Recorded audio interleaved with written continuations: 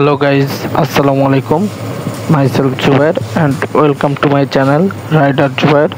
তো এখন আজকে ঈদের দ্বিতীয় দিন, তো আমি আজকে ঘুরতে যাচ্ছি এবং আমার সেকেন্ড মোটর ব্লগ করতে যাচ্ছি। তো আমার সেকেন্ড মোটর ব্লগ হচ্ছে আমার বাসা টু এনায়েতপুর বেরিবাদ। তো আমি এখন বাসা থেকে বেরিয়ে পড়েছি।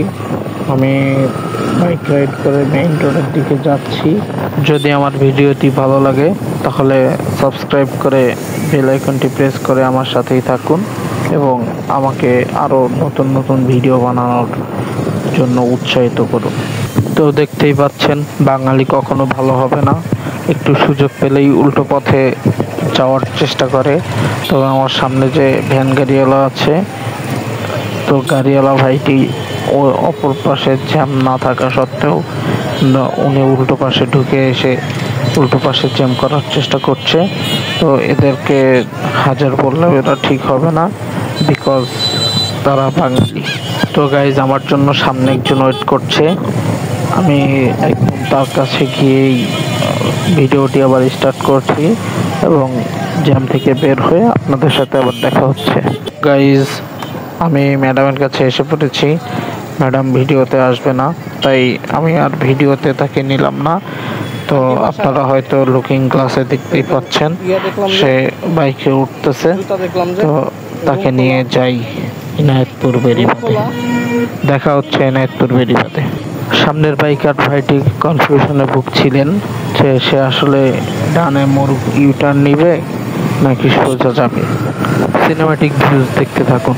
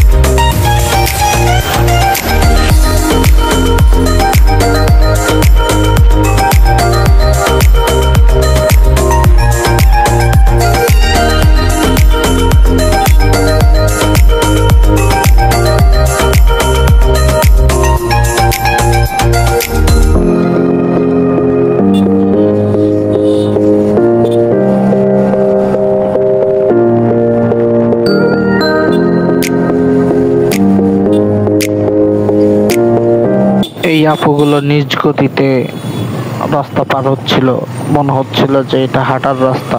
2 মিনিটের মধ্যেই আমরা বাঁধের মাথায় চলে যাব। তো একদম দেখা হচ্ছে বাঁধের মাথায় গিয়ে।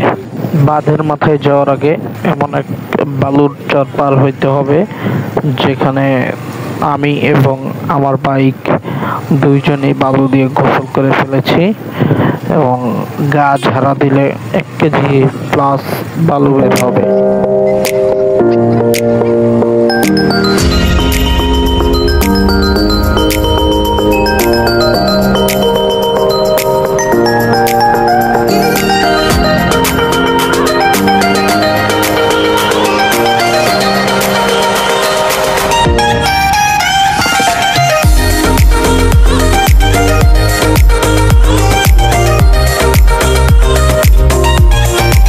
এনায়েতপুর বেড়িবাঁধ যমুনা নদীর শাখা নদী প্রবাহিত হচ্ছে।